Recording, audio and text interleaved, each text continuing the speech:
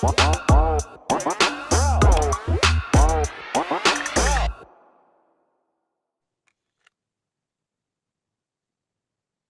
up, basketball fans? We're back for another season. Welcome to the BMR NBA show. My name is Junior Browne. I got my guy Jordan Sharp, and we're ready to get started with the NBA season. Before we get into it, though, I'm going to let my guy Jordan talk, introduce himself to you guys before we get the ball rolling. Jordan, it's been a while since I've spoken to you. How you been, brother? Yeah, I see you crushing it on some other, soccer picks and whatnot on Twitter every once in a while, but it is absolutely great to be back. You said it to me before we started the show. It feels like Christmas morning, that chill. Depends on where you are. You're at in the greater North American continent, but most of us wake up in the morning, there's a little chill in the air, and that can only mean one thing. It means hoop season is back. Doesn't seem like it was that long ago we were talking about the NBA Finals, but that's how it goes with that prolonged season last year, or the delayed season last year, I should say. But yeah, it feels absolutely great to be back. Could not sleep a wink last night. I am running on pure caffeine and adrenaline right now. It's going to keep me through these two games tonight. Hopefully I can sleep tonight, though, because tomorrow the real fun starts with 11 games. We'll get to that in due time, my guy. Great to be back, as always. Ready to break down this two-game slate with you tonight.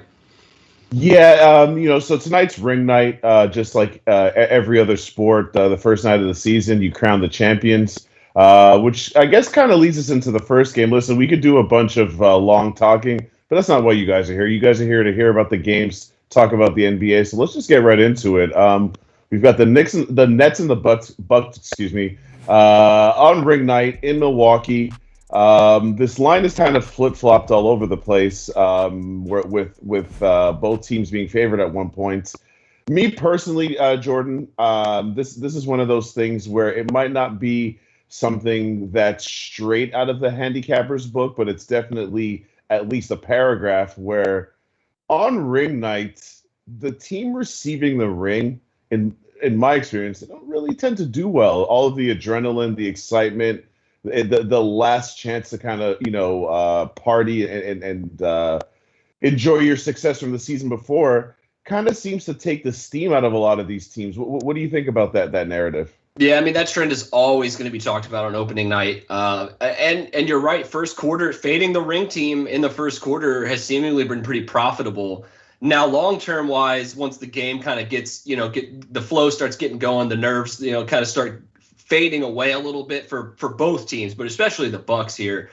I expect it to kind of be a little bit more of a rhythm here. I would kind of, if you're going to do the narrative of the Bucks are going to come out flat, and if you don't really trust Brooklyn, sans Kyrie Irving here to cover the first quarter here, the under might be the direction that I would go here, because it's been absolutely hammered early and often here, seemingly since the last 2 days. I saw it at 238, 237. What is it, 233 now? It's been hit pretty hard in that direction. I think the derivatives will also follow suit in that, because if you think about it, shorter off season, there was actually a preseason and a training camp this year, but there's still going to be some missed shots here early on. And I think that maybe the theme that I'm going to kind of try to at least tinker with early on here is that there's going to be some under spots. I don't necessarily know if it's these two teams who are both top 10 in pace last year. Milwaukee was kind of playing a little slower in the preseason, but I'm not going to take too much from that at all.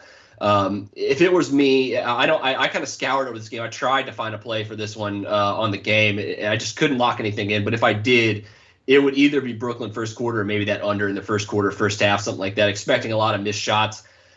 But once again, with these two teams, man, if those three-pointers start falling, it's over. The over is going to sky, and all these people who have been, pushing down this total, this full game total, are going to have to start to sweat here. So I'm kind of banking on missed shots early on here, but nothing personal for me right now on this game. I don't know if you're kind of thinking the same way or not.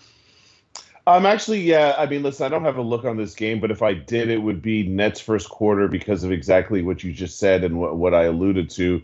The energy. And also, this is the team you eliminated from the playoffs. Yeah. So, to me, Brooklyn has the motivation. Obviously, the Bucks are not going to want to start off their season on the wrong foot. So don't get me wrong. I'm not saying the Bucks are not motivated. They just won their first championship since 1970. So they're clearly motivated. However, the Nets have something to prove. That first of all, the NBA has done their best to turn the league into a soap opera, in the sense that even when there's no games, there's still a story. Like how much talk have obviously because of Kyrie, but it seems like the Brooklyn Nets are in the news every single day for the last like 2 months, right? And it's with reason. It's because they're a stacked team with championship aspirations. Even with Kyrie out, they still have two of the eight best players in the league on their team, five best players in the league, depending on your metrics. So there's a bunch of expectation. They know that, and Durant, Harden, and Kyrie are not getting any younger. So yeah, they might have like their window isn't necessarily closing, but they got to start. They got to start making or making headway in terms of being a championship team. They really got to be championship or bust this season. And just to get into the specifics of this game, I do think the over has some value for a couple of different reasons. One, it's been down so much. Two, the Nets still don't play defense until further notice, right? Until I see them actually playing defense, I can't believe that they're going to slow down anybody. Now, even the slightest improvement in defense for them is going to make them a championship contender because they were like, 23rd, I believe, in defense last year, and they were still a game away from getting to the conference finals. So they're by no means any slouches, and I think in this game they're going to want to come out and make a statement. Does that mean they win the game? No. Does that mean they are the team that is more motivated to when it's tip-off time? I think so. I don't believe that enough to invest. And as you well know, Jordan, we've been doing shows together for about 2 years now. I don't force picks. Right. If I don't see a clear advantage, then it's a stay away for me. Like I said, because of the steam, I think the over might have some value. But again, I think I'd be reaching. I don't tend to bet totals until I see the teams and who they are and what they look like to start the season.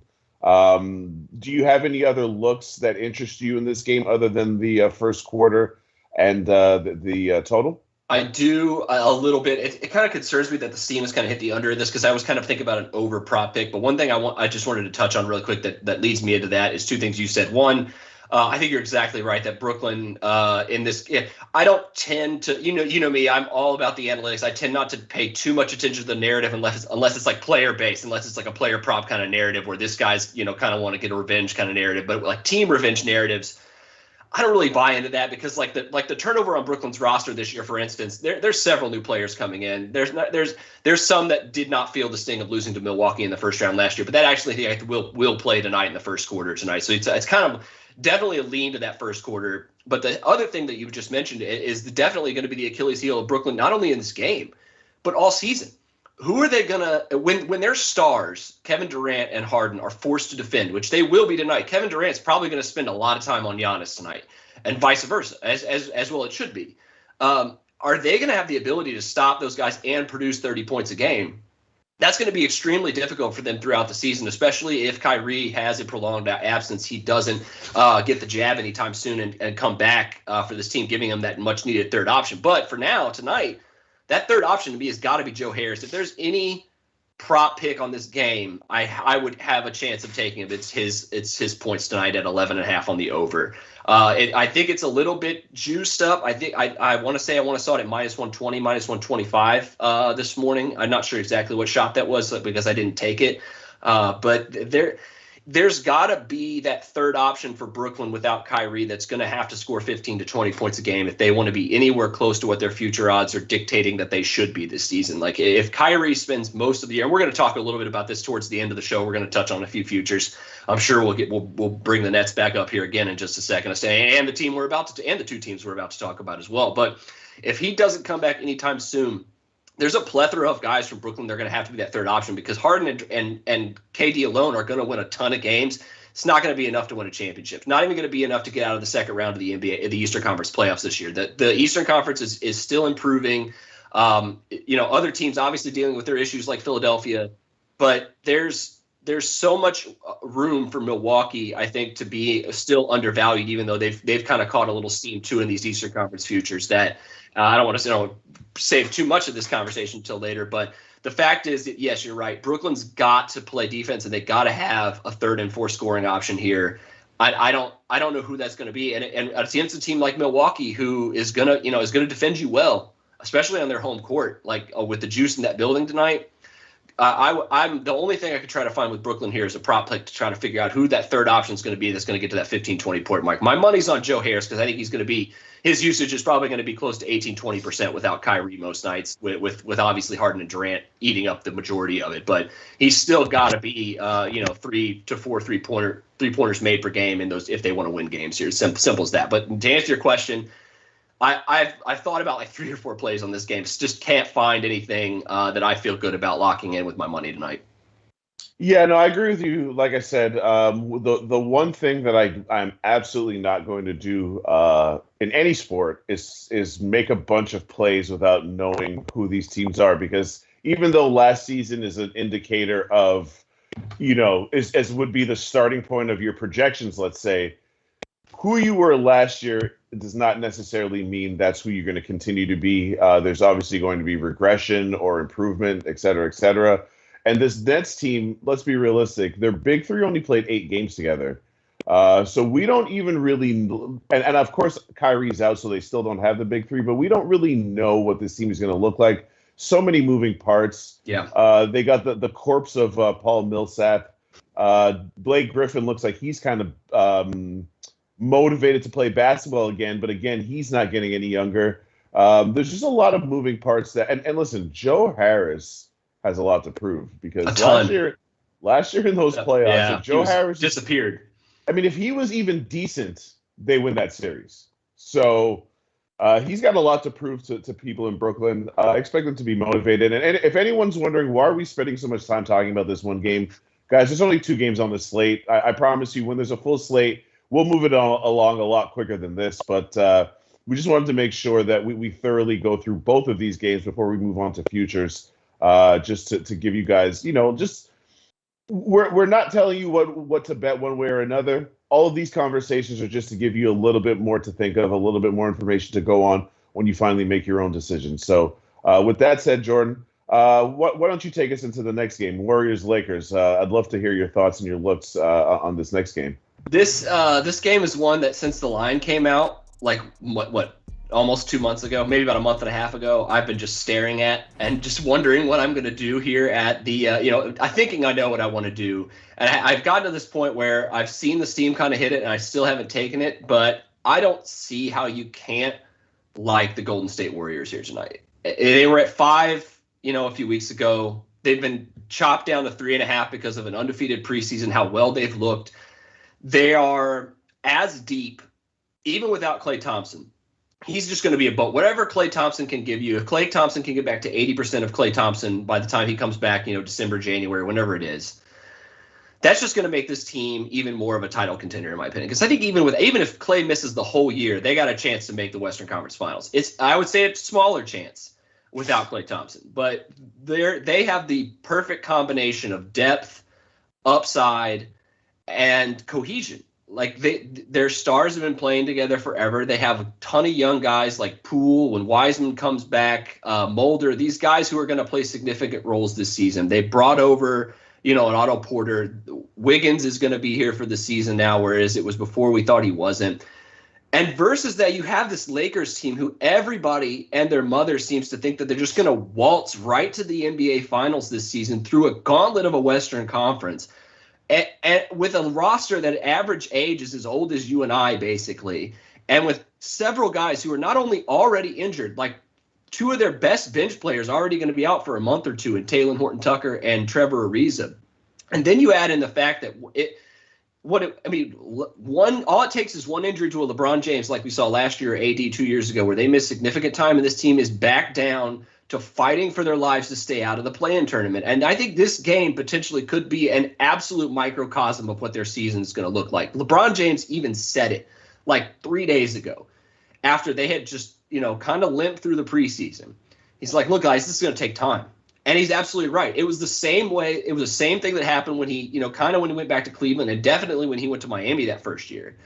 When you bring this many new guys together, this many new moving parts, especially when you add the wild card of Russell Westbrook into this, it's just going to take time. And you're going up against a team that has a good coach, that has a superstar player that's as good or better than any superstar that you have on your roster. And you're looking at a team also that's been just red hot to start the season, whereas another one that's not looked great. And you're telling me that the team that hasn't looked great and the team that whose superstar said that it's going to take time is 3.5-point favorites? Like, I don't buy it. I absolutely don't buy it. There's any bet tonight that I have on the spread of this game, it is actually going to be taking the Warriors 3.5. You know what? And it may even be sprinkle season, JB, because that's just kind of how I felt about this game. Ever since this line came out, I've thought this is going to be one I'm hammering tonight. And I think there's a lot of people who kind of feel the same way, and I'm interested to see if you do as well. Well, I'll just start off by saying I'm on the Warriors plus 4.5. I took this way early because I knew that Lakers stands. Anyways, let me not get into Lakers stands. What I will say about Lakers stands is you probably just pissed them all off. Oh, I'm sure I did. I don't. Yeah. Yeah, no, I'm just speaking the truth, my guy. Yeah. I mean, listen, I'm a Cowboys fan in the NFL, so I know what the hate is like when you like one of the popular teams. But all jokes aside, listen, I took the Warriors plus 4.5 because of one word that you used, and that's cohesion. Anyone who regularly watches the show or who's seen me before will know that I always talk about continuity. If I'm looking at a matchup and I see one team with continuity versus another team with a bunch of moving parts, I'm always going to lean to the team with the continuity because the Warriors have the same coach, same system, same core. Yes, some of their the supporting cast is different, but even those guys are young guys that have kind of had a little bit of time to not only learn the system, but learn the system with way less expectation. You went into a situation where nobody expecting anything of the Golden State Warriors, so you could learn without the spotlight of being a contender. I think that, listen, I'm just going to be realistic here. The Lakers brought in 10 players. 8 of those 10 players are over 32 years old. Does that mean that they're going to be bad just because their guys are older? No. Is that a thing, though? Like, how could people pretend that that's not important? Okay, so even if you want to play devil's advocate and say that's not that important, let me just name all the guys that the Lakers don't have from last season. Dennis Schroeder, Kyle Kuzma, Kentavious Caldwell-Pope, Alex Caruso, who's balling for the Bulls in the preseason, apparently. Montrezl Harrell, Marc Gasol, well, his corpse anyway, Markieff Morris, Wesley Matthews, and Andre Drummond, who the last time I saw this guy looked like he was wearing a fat suit. I don't know what's going on with Andre Drummond, but that's a lot of guys to replace. Even if you think to yourself, well, they still have the core of Davis and LeBron. And yes, the core of Davis and LeBron automatically makes you a championship contender. However, we both know the truth is Davis's his health, it's always a question mark. LeBron is getting up there in age, and even though he's the closest thing that we've seen to Superman, his health is a question moving forward. He's going to have to play, I'm not going to say reduced minutes because I just don't think he'll accept that, and I don't think he's built that way. But at what point does that start to happen? It has to happen at some point because at the end of the day, LeBron only cares about the playoffs. The regular season are just a means to position yourself to have the best run during the playoffs. And then there's the elephant in the room that I try not to hate on Russell Westbrook as much as I do. But I've been saying, when Russell Westbrook won the MVP, I was one of the loudest people saying, this guy's winning an MVP for putting up empty stats. I don't have a problem with Russell Westbrook, the basketball player, from the standpoint that, I coach kids and I would tell my kids, look at this guy's effort. This guy puts in 110% effort every single time he steps on the court, no matter what the situation. Even in games where you see his team getting blown out, he's still chasing the ball down. He's still going hard until the final whistle. That's all fine and dandy. My problem with Russell Westbrook is between his ears. He is a horrendous decision maker. He is not good at taking care of the ball. He does not value protecting the ball. He has one of the highest turnover rates in NBA history. He's constantly rewrites the record books in terms of how many turnovers you can get in the season. And now you have a situation where LeBron was probably thinking, hey, I got a guy that's coming in that's going to help share the point guard duties. And instead, you kind of have a turnover machine. So I don't really know what they're going to do about that. But in terms of this game, what I saw in the preseason is a team with too many moving parts, no continuity, and no defense whatsoever. Carmelo Anthony is one of my favorite players of all time. But even in his prime, he was at best, below average defender. Now that he's up there in age, I mean, again, it's just preseason. His defense, and this is my guy I'm talking about, his defense in the preseason was absurdly bad. And if they're gonna bring that type of defense into the regular season while they're still trying to forge an identity, there's no way I'm laying points with these guys. It's just not possible for me. Yo, my bad. I dropped for a second. That's my bad. You hear me again? Yeah, you're good. I can hear all right. You're good. All right. So yeah, I completely agree. I want to touch on two things what you're saying as well. You touched on the age factor. Like, yes, the fact that the Lakers are older is absolutely not a prohibiting factor to them winning an NBA championship this season. If all goes right for them, if they stay healthy, if those guys contribute, if they get, a few of those buyout candidates or some trades that they could make towards the middle end of the year, they kind of come together. Everything, of course, could come together for the Lakers to win a championship this season. I'm not saying it can't. Russell Westbrook might, turn into, what everybody thought he could be and be that third option on this team that's going to be 20 points a game, that's more efficient than he's been in the past. But my question is, and I think we always kind of come back for this team, especially with the injuries they're dealing with right now. Wayne Ellington, I mean, they just brought Avery Bradley off the street after he got cut by the Warriors. If Russ and LeBron and AD, and let's say like one of their center, like let's say AD's playing power forward and they got one of their centers on the floor, where do they get shooting? Where is the consistency from beyond the 3-point line for this team? Especially with you got Horton Tucker out and Ariza out right now for definitely the first month or two of the season. That's two of your better shooters right there. Like how in the world does this team create spacing with a Russell Westbrook roster unless they're explicitly playing Anthony Davis at the 5 and playing a lot small, playing LeBron at the 4 and just playing, 3 guards or 2 guards in a wing?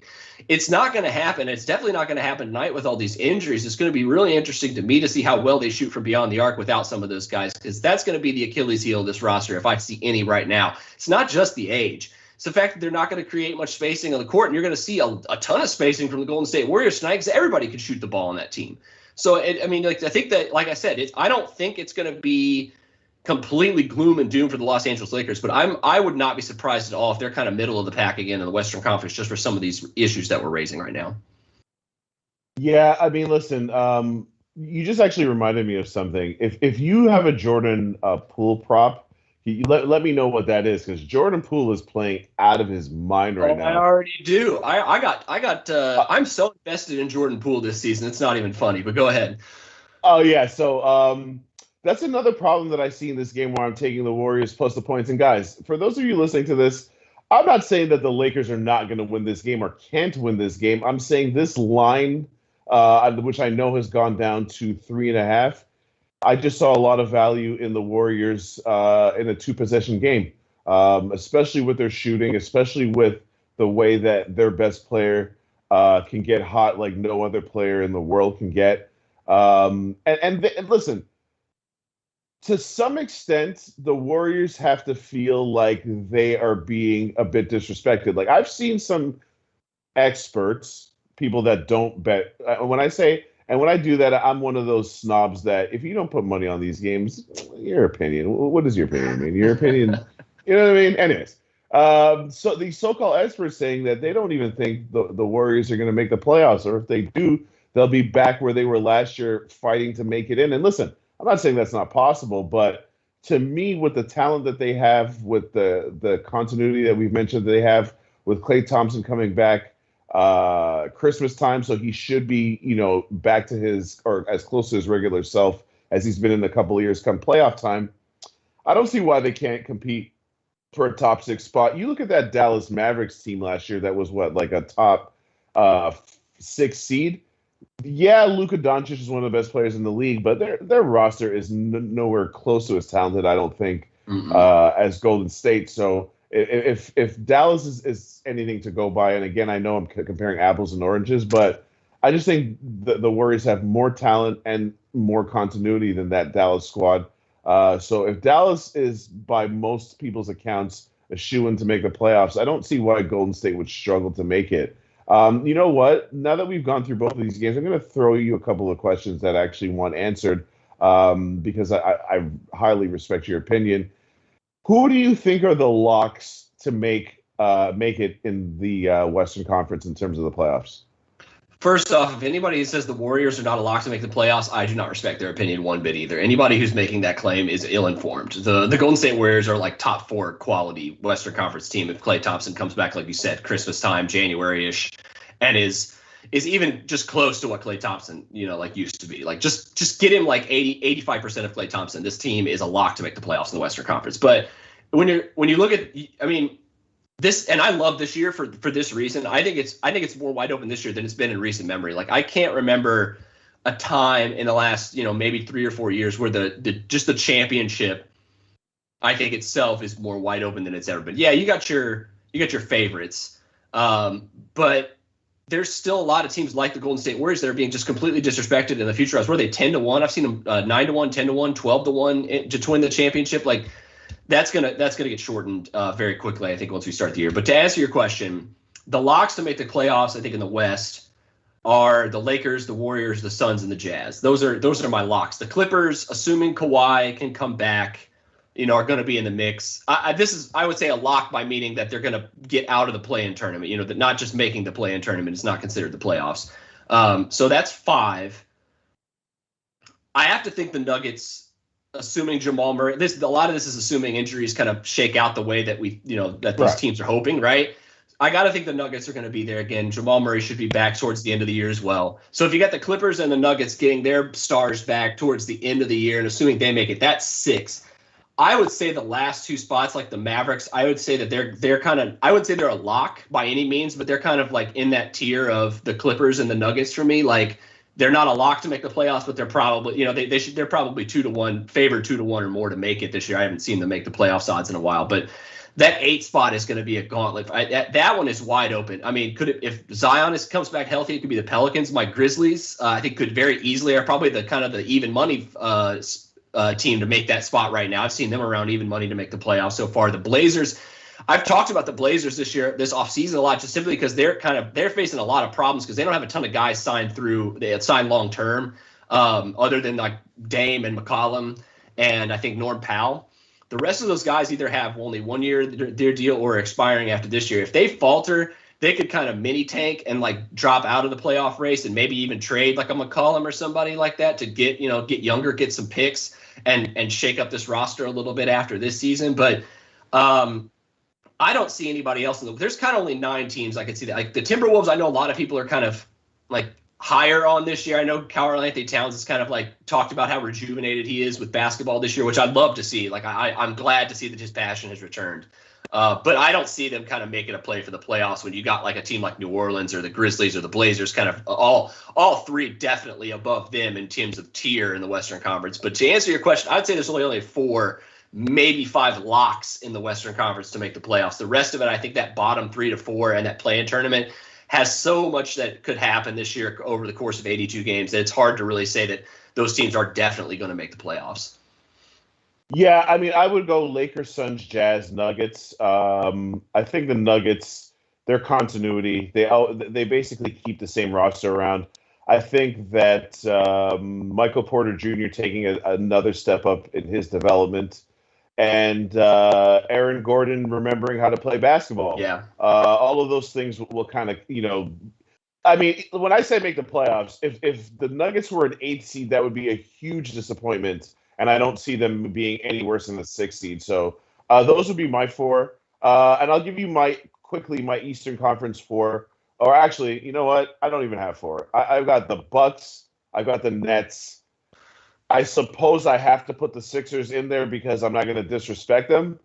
And I'll throw in the Celtics. Even though they've got a new coach, their core is still strong enough that they have to be one of the 8 best teams. Or I guess technically 6 best teams to avoid the play-in spot. But I think those 4 teams will make it in the East. But I really only think either the Nets or the Bucks have a chance to make it to the finals in the East. What do you think about the Eastern Conference picture? Barring like a Kyrie Irving for Ben Simmons trade, where both of those teams I think get better in that instance currently from where they are right now, I would say you're absolutely right. The Eastern Conference Finals goes through either Milwaukee or Brooklyn, and there's no there's no scenario. And I like the Sixers this year still. I think that they have some, if they can get their point guard situation figured out, whether it's Simmons or not, they absolutely have a chance to be that top seed again. I mean, they were close to it last year, obviously, until Embiid went down. So I don't want to discount them whatsoever. Or Los Heat. I'm surprised you didn't mention Los Heat as a lock to make the playoffs in the Eastern Conference. They're kind of like that wild card to me in the Eastern Conference, where they could kind of be middle to the end of the Eastern Conference hierarchy, or they could kind of be in that top three and really surprise a lot of people. It comes down to cohesion, and their bench is a little light. They're a little top heavy, so I'll caveat with that just a little bit. But yeah, I'm going to be hard pressed to knock off either Milwaukee or Brooklyn as one of the top two seeds in the Eastern Conference. It's going to take either an injury or Kyrie being out for the whole year, or something in that regard. But like you know me, I'm all about the wrestling analogy. Like, something tells me Kyrie's coming in with a steel chair late and running in and just smacking everybody in the face, and the Nets are just going to run over everybody. And when that happens, and go on to the NBA Finals. What do you think about that? I mean, you already know my Kyrie bias because you've known me for a while. Kyrie's probably my favorite player to watch. I don't care if he thinks the earth is flat, round, isosceles triangle. When he's on a basketball court, he's box office, he's must-see TV, and I'll pay to watch him any day of the week. That's all I care about personally. Do I see how he's an annoying person? Obviously.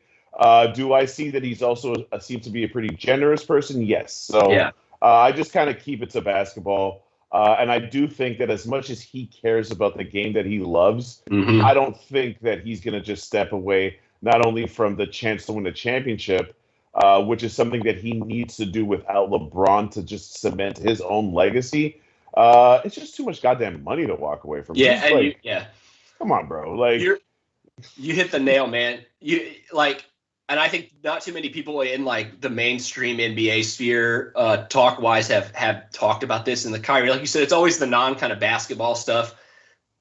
But like you just think about it contract wise, he's got 2 years left on his deal. He's got a player option this next year. He is essentially using this year as kind of a tryout to say whether the Nets are going to extend him, or they're going to be like, dude, we're sick of you right now. We're sick of what you just did to us this season in regards to one of our best chances to win an NBA championship. And exactly what you just said. Like, if logically that's really the only thing standing in the way, like, money is going to win out in the end, and his love, his desire to win is going to come out in the end as well in this. So that's kind of why I think that, yeah.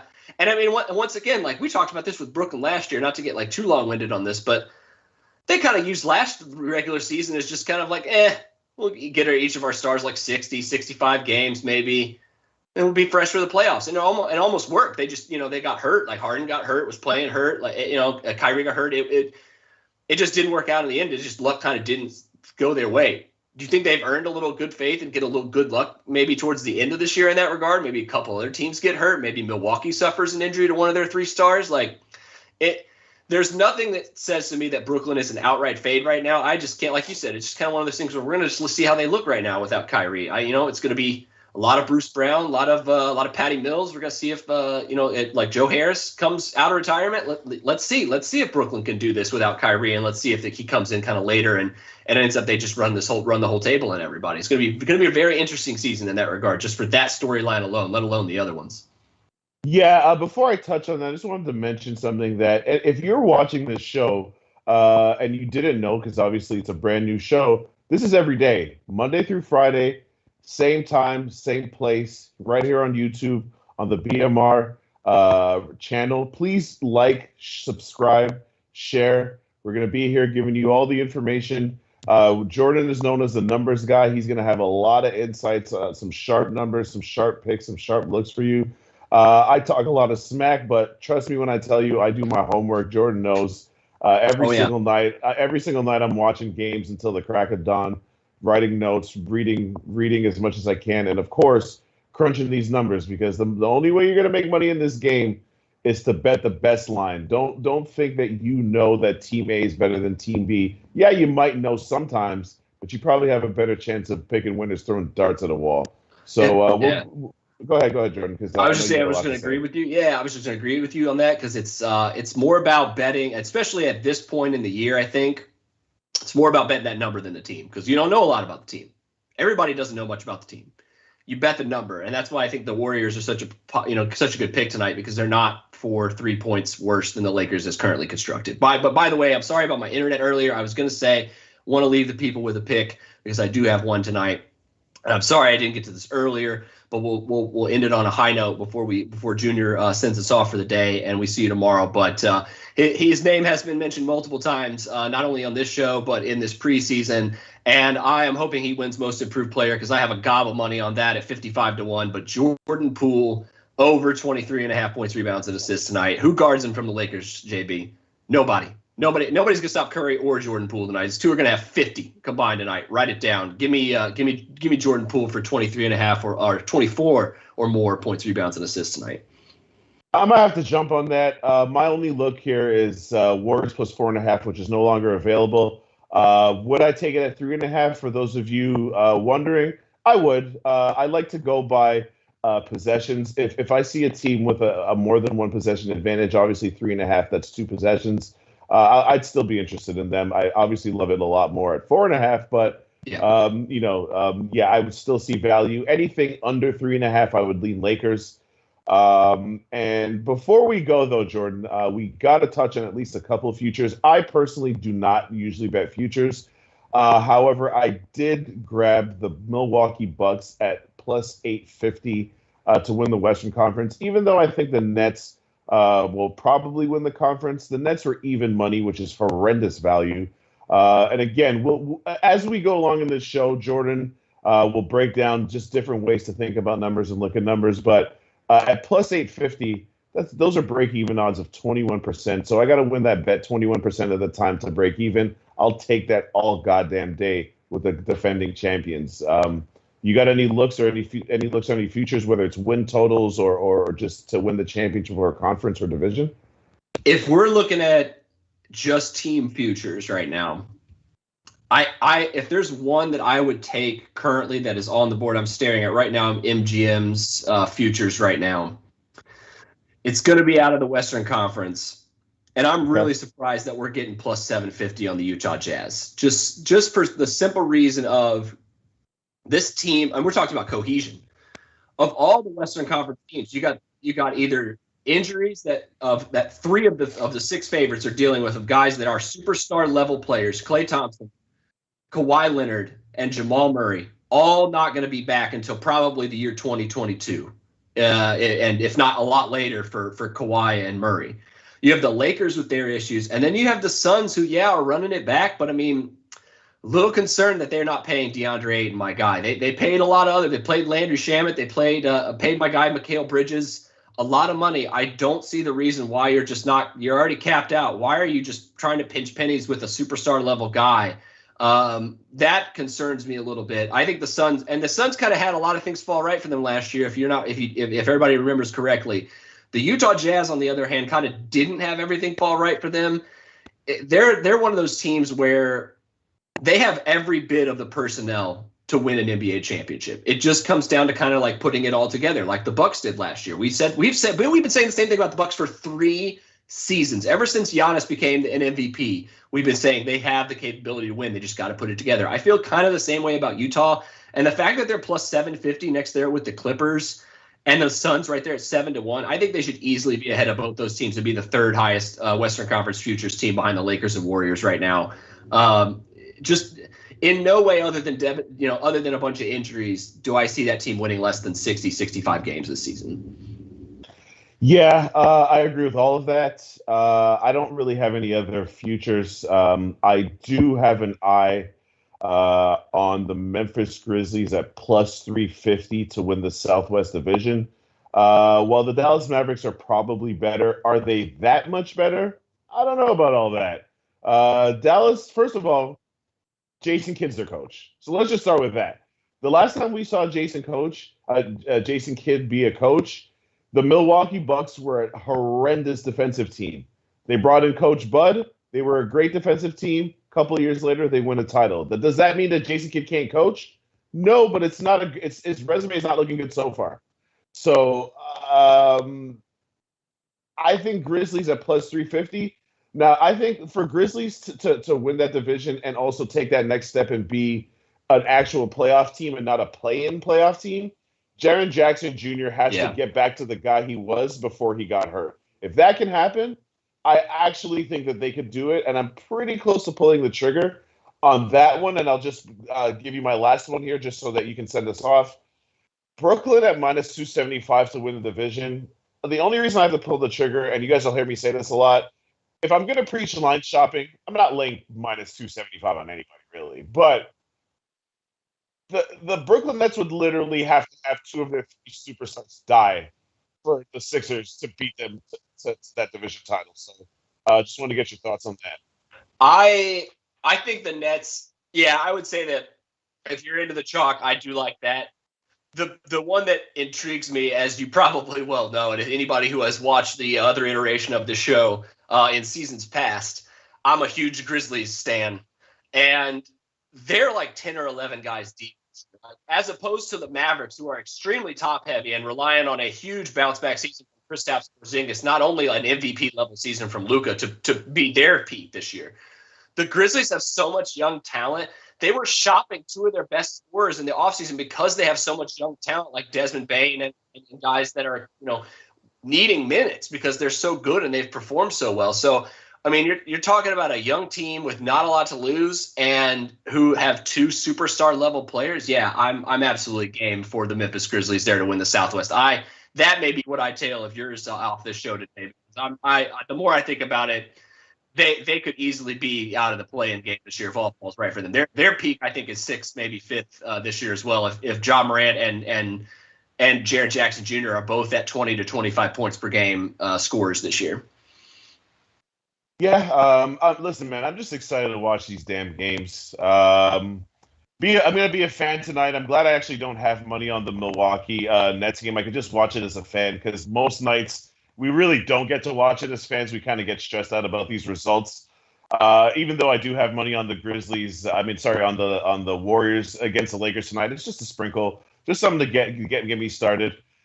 Before I send you guys out, please like, share, subscribe, but hit that like button. It helps us out so much more than you know.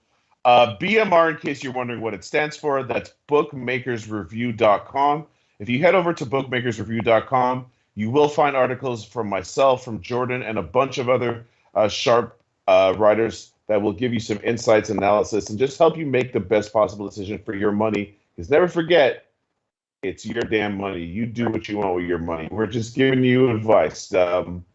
Anything else you want to add, Jordan, before I wrap it up? I'm staying with you, man. I'm really excited to get things backed off because, like I said, I was kind of like, this season's such a grind. Gambling on the NBA is such a grind. Like, you get kind of like a little tired, a little burned out towards the end of this year. And I'm absolutely ready to watch this first game just as a fan, just to kind of feel out both of these teams. And hopefully the plays go for us right in this late game tonight. But yeah, I mean, tomorrow kicks off the crazy. Excited to break that one down for you too. Like you said, we'll be right back here tomorrow, 12:30 Eastern time, 11 game slate. So I guess without further ado, JB, send us off, my guy.